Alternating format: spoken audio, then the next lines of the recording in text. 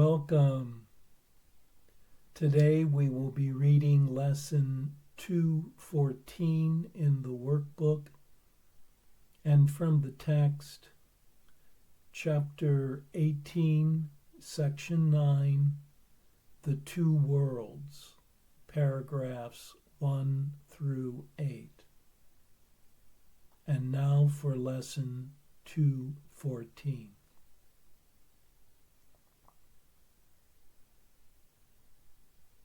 I am not a body, I am free, for I am still as God created me.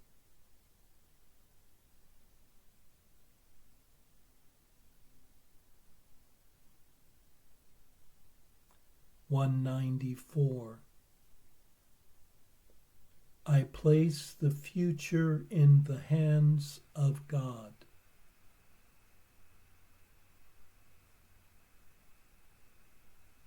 The past is gone. The future is not yet. Now am I freed from both. For what God gives can only be for good. And I accept but what He gives as what belongs to me.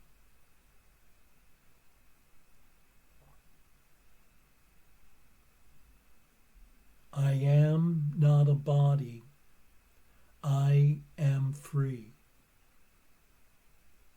for I am still as God created me.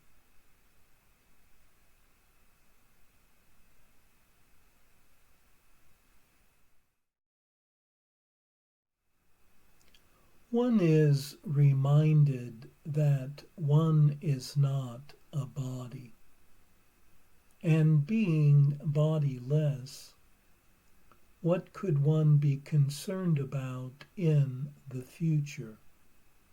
For only bodies can be attacked or suffer loss, and worry about who or what will attack next. The present is the only time there is, as the past is gone and the future but imagined. So let one place all imagined future thoughts into the presence of love, to be translated into truth. As the future is given up, so does the past fall away. And what is left is the safety and peace of the present moment. For eternal love offers only the good, and what is offered by love need only be embraced.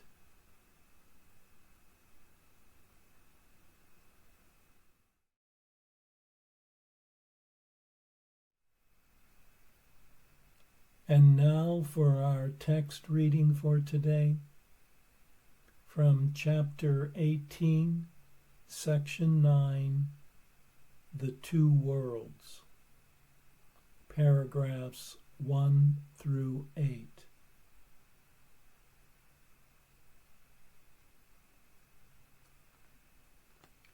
You have been told to bring the darkness to the light, and guilt to holiness.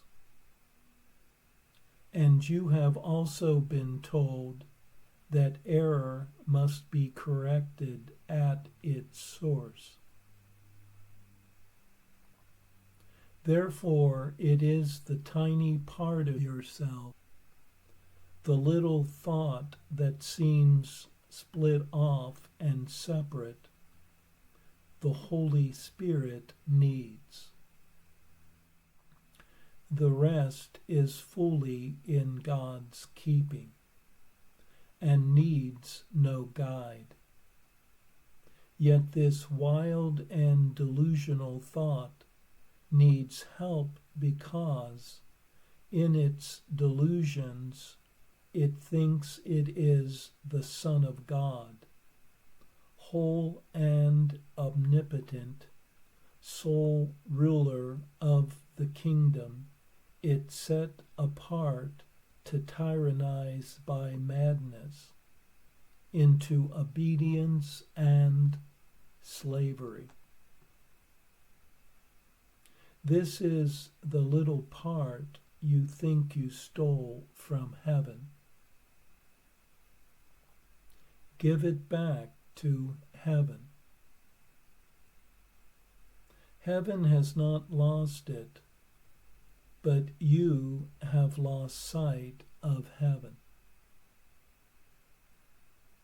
Let the Holy Spirit remove it from the withered kingdom in which you set it off, surrounded by darkness, guarded by attack, and reinforced by hate. Within its barricades is still a tiny segment of the Son of God, complete and holy, serene and unaware of what you think surrounds it.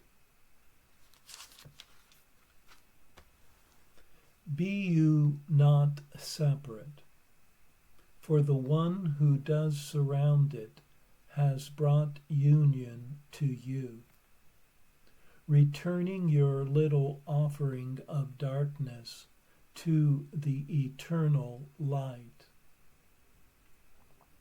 How is this done? It is extremely simple, being based on what this little kingdom really is.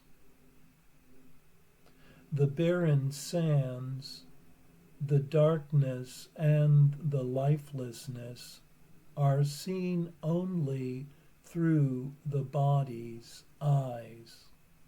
Its bleak sight is distorted, and the messages it transmits to you, who made it to limit your awareness, are little and limited, and so fragmented they are meaningless. From the world of bodies made by insanity, insane messages seem to be returned to the mind that made it. And these messages bear witness to this world, pronouncing it as true. For you sent forth these messengers to bring this back to you. Everything these messages relay to you is quite external. There are no messages that speak of what lies underneath, for it is not the body that could speak of this. Its eyes perceive it not. Its senses remain quite unaware of it. Its tongue cannot relay its messages. Yet God can bring you there if you are willing to follow the Holy Spirit through seeming terror, trusting Him not to abandon you and leave you there. For it is not His purpose to frighten you, but only yours. you are severely tempted to abandon him at the outside ring of fear. But he would lead you safely through and far beyond. The circle of fear lies just below the level the body sees, and seems to be the whole foundation on which the world is based. Here are all the illusions, all the twisted thoughts, all the insane attacks, the fury, the vengeance and betrayal that were made to keep the guilt in place, so that the world could rise from it and keep it hidden.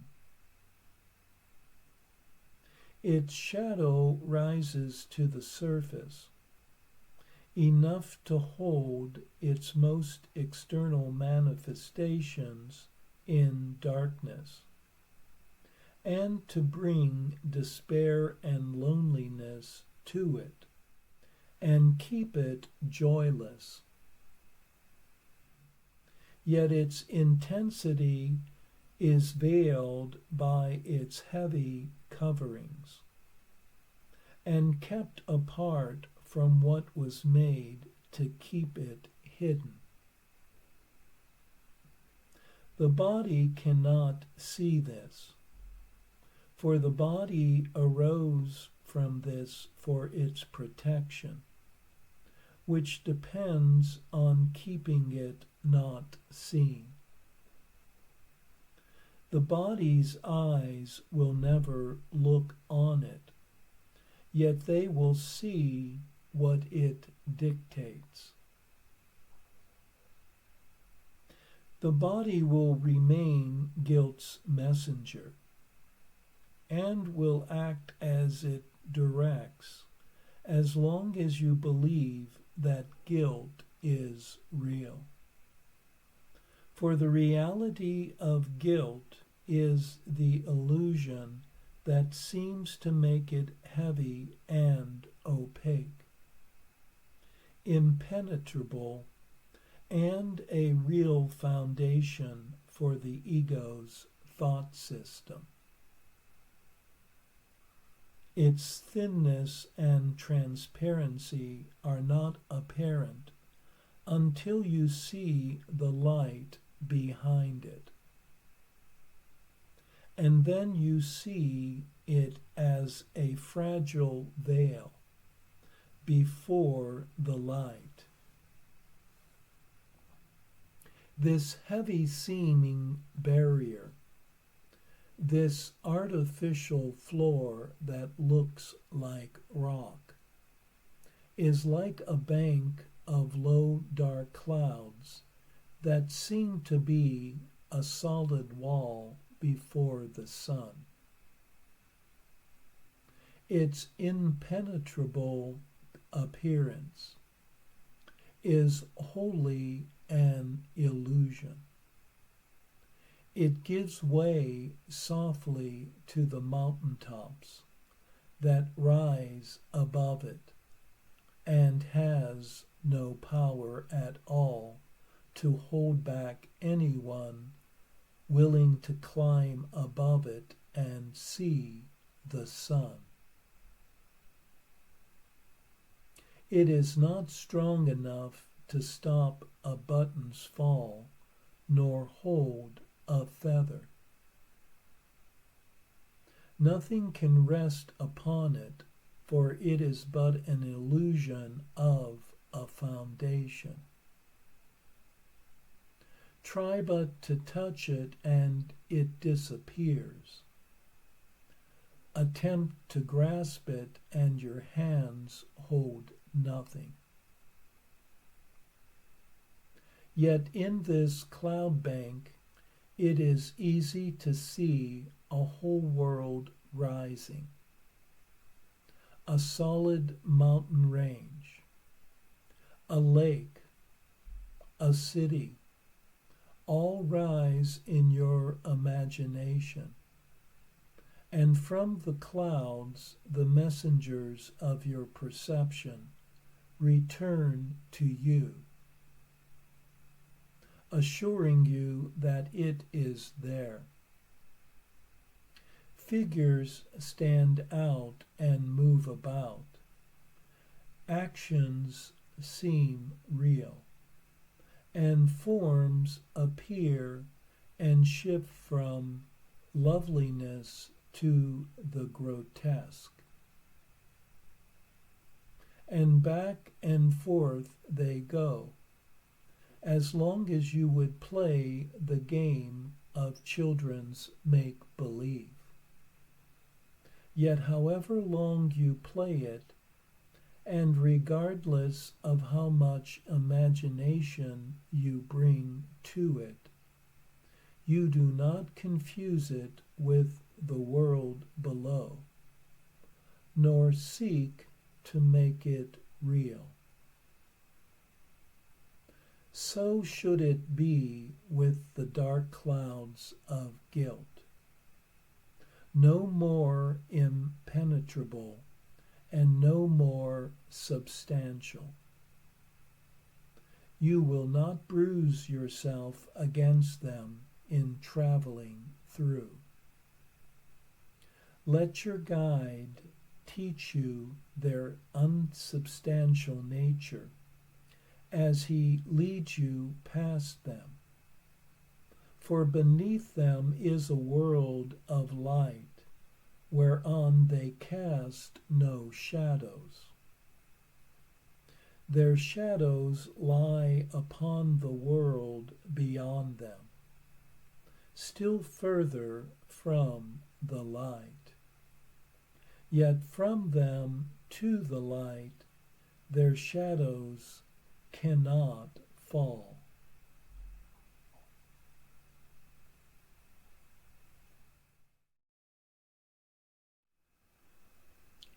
In this section on the two worlds, we are told that one has constructed a hateful world of bodies. Yet the Holy Spirit desires to take one on a journey to another world that is concealed beneath its guilty shadows. The foundation of the world of guilt appears as a circle of fear comprised of attack, fury, vengeance, and betrayal. It is one's belief in the reality of guilt that makes the barrier appear to be insurmountable. But if one sees clearly through the eyes of the Holy Spirit, its makeup is of a dark bank of clouds, which are easily passable, giving way as one journeys through it. Within the dark cloud, one imagines a world of danger and intrigue, alike to a child's make-believe game. Yet on the other side, the Holy Spirit leads one to another world entirely, a world of light, where shadows and darkness are left far behind.